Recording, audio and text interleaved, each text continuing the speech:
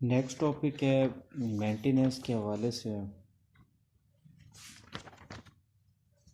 Non नफका। Under Islamic law husband is duty bound to maintain his wife. The women in Islam is exempted from any financial earning liability. बीवी की जिम्मेदारी नहीं है कि वो रोज़गार के का कोई अपनाए तरीका। She is entitled for maintenance under Islamic law. Islamic law के तहत शोहर उसको नॉन नफका देने का पाबंद है। इसका मतलब क्या है? It means keeping in existence to preserve to support. ज़िंदा रखने के लिए जो सपोर्ट चाहिए ये बीवी को देना शोहर की ज़िम्मेदारी है। अगर वो नहीं देता तो वो फैमिली कोर्ट में केस कर सकती है। वो चेयरमैन यूनियन काउंसिल को एक एप्लीकेशन भी दे सकती है। वो कौन सी सूरतें होती हैं जब बीवी को मेंटेनेंस अदा नहीं की जाएगी? जब वो डिसोबीडियंट हो जाए, शोहर का कहना ना माने, जब वो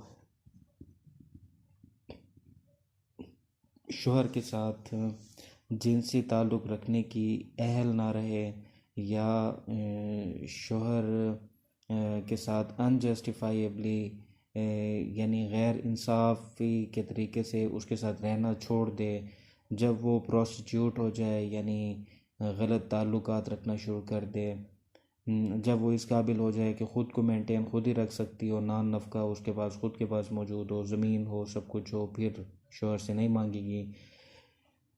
अगर वो इरेगुलर या वाइड मैरिज की सूरत में बीवी बनी है तो फिर भी वो नहीं ले सकती। अगर कोई उसे लेके चला गया है कहीं फोर्सेबली तो फिर शोहर से वो शोहर से नॉन नफ़का लेने की हकदार नहीं रहेगी।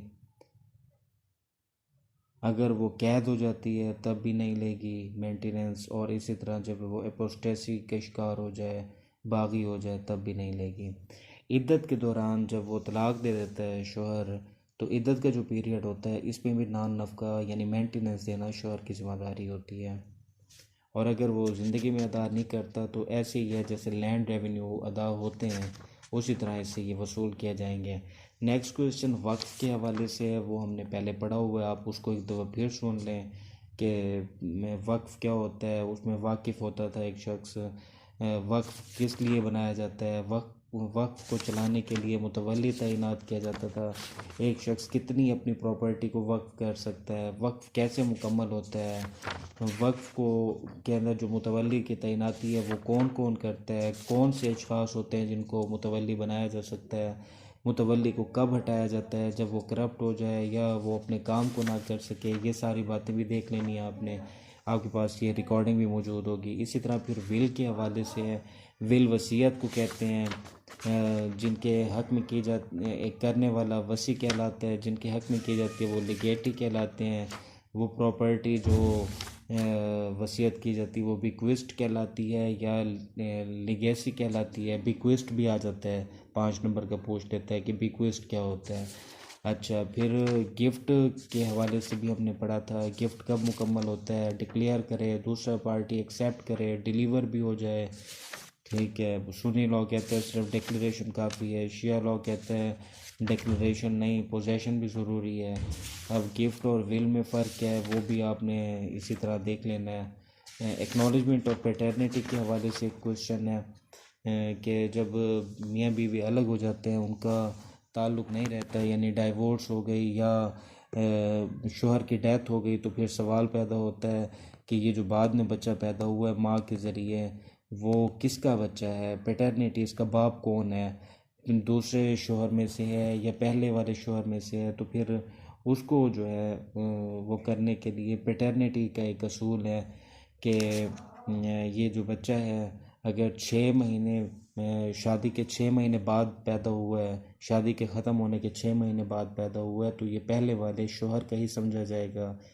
तो ये बच्चा फिर अपने उस वालिद की ज़मीन से वरासत लेने का भी हकदार होगा। इमाम अबू हनीफ़ा के मुताबिक 6 महीने शादी के 6 महीने बाद पैदा होने वाला, यानी शादी अभी हुई है, 6 महीने बाद जो बच्चा पैदा होगा वो इसी बाप में से है जिसके साथ शादी चल रही है। और अगर शादी ख़त्म हो गई है तो फिर 2 साल तक अगर बच्चा पैदा होता है माँ के पेट से तो ये उसी शोहर का ही समझा जाएगा जिसकी 2 साल पहले जिसने छोड़ा था या डेथ हुई थी। फिर इसी तरह है गार्डियन के हवाले से। गार्डियन क्या होता है, ये हम इसको देख लेते हैं। ऐसा शख्स जिसको अदालत तैनात करती है माइनर की यानी नाबालिग की देखभाल के लिए, ऐसा शख्स गार्डियन कहलाता है। नेचुरल गार्डियन फादर होता है, यानी ये बाप की ज़िम्मेदारी होती है कि वो औलाद की केयर करे। अगर बाप मर गया है या जो है ना छोड़ गया है या मेंटली तौर पे दुरुस्त नहीं रहा तो फिर अदालत की तरफ से गार्डियन तैनात किया जा सकता है। वो गार्डियन प्रॉपर्टी के लिए भी हो सकता है, वो गार्डियन उसकी शादी तक के लिए भी हो सकता है बच्चे की, या वो गार्डियन उसकी मेजॉरिटी तक केयर करने के लिए भी हो सकता है। गार्डियन कौन कौन बन सकता है, जो ये ख्वाहिश रखता हो, जो उसका करीबी रिश्तेदार हो, या फिर डिस्ट्रिक्ट का जो कलेक्टर होता है उसे गार्डियन बनाया जाता है। जब एप्लीकेशन दी जाती है तो उसमें अपना नाम, उम्र, अपनी जीन्स, अपना मज़हब दर्ज किया जाता है। माइनर का भी लिखा जाता है, प्रॉपर्टी लिखी जाती है माइनर की कितनी है।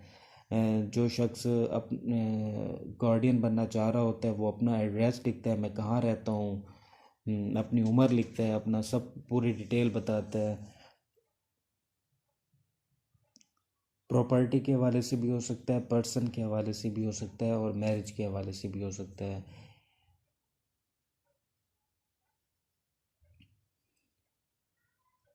इमाम अबू हनीफ़ा रहमतुल्लाह के मुताबिक 7 साल तक जो है वो लड़का है वो माँ के पास रहना चाहिए, और जो लड़की है वो बलूगत तक माँ के पास रहनी चाहिए। माँ या माँ की माँ यानी नानी, परनानी, माँ वाले जो रिश्ते हैं, अगर ये मौजूद नहीं है तो फिर बाप के पास फिर बाप वाले रिश्ते जो है वो शुरू हो जाएंगे अगर ये नहीं है। इस तरह शिया लॉ के मुताबिक है 2 साल तक लड़का माँ के पास रहेगा, और 7 साल 2 साल तक लड़का माँ के पास रहेगा और 7 साल तक लड़की माँ के पास रहेगी। उसके बाद फिर वो अपने नेचुरल गार्डियन के पास चले जाएंगे। नेचुरल गार्डियन यानी फादर होता है, फादर मौजूद नहीं है तो ग्रैंड फादर यानी दादा फिर पालेगा उन्हें। गार्डियन को कब हटाया जाता है, जब वो अपनी ड्यूटीज़ को परफॉर्म ना कर सके, वो एब्यूज़ करना शुरू कर दे, इनकैपेबल हो जाए, वो इल ट्रीटमेंट शुरू कर दे, सज़ा याफ्ता हो जाए, वो किसी ऐसे इलाके में जाके रहना शुरू हो जाए जो कि अदालत के इख्तियार समात से बाहर है। अदालत वो कौन से मामलात होते हैं जिनको देखती है हवाले करने से पहले कि ये जो जिसको दिया जा रहा है और जो बच्चा है वो उसकी एज, उम्र, उसकी एज, उसकी जीन्स, उसका मज़हब, उसका गार्डियन के साथ ताल्लुक़ और बच्चे की ख्वाहिश, किनशिप विद द माइनर, ये बच्चे का क्या लगता है, उसकी कुराबत को देखा जाता है, माइनर की ख्वाहिश को भी सामने रखा जाता है, और माइनर के यानी वेलफेयर के लिए जितना कुछ हो सकता है वो सारा सामने रखा जाता है। और फिर जो उसके फौतशुदा वालदैन हैं उनकी ख्वाहिश को भी सामने रखा जाता है कि वो क्या चाहते थे। नेक्स्ट क्वेश्चन है वो कौन से ऐसे हालात होते हैं जब एक खातून बच्चों को अपने पास नहीं रख सकती, जब वो दूसरी शादी कर ले, या जब वो इमोरल लाइफ गुजारना शुरू कर दे, वो ऐसे इलाके में रहना शुरू कर दे जो कि बाप के इलाके से कहीं दूर है, यानी बाप मिल ही ना सके, और तो फिर अदालत इतना दूर नहीं भेजती, या वो बच्चों की केयर करना छोड़ दे, उसकी शादी हो गई, उसने बच्चों का ख्याल करना ही छोड़ दिया है। इस सूरत में उससे बच्चे वापस ले लिए जाते हैं और बाप के हवाले कर दिए जाते हैं।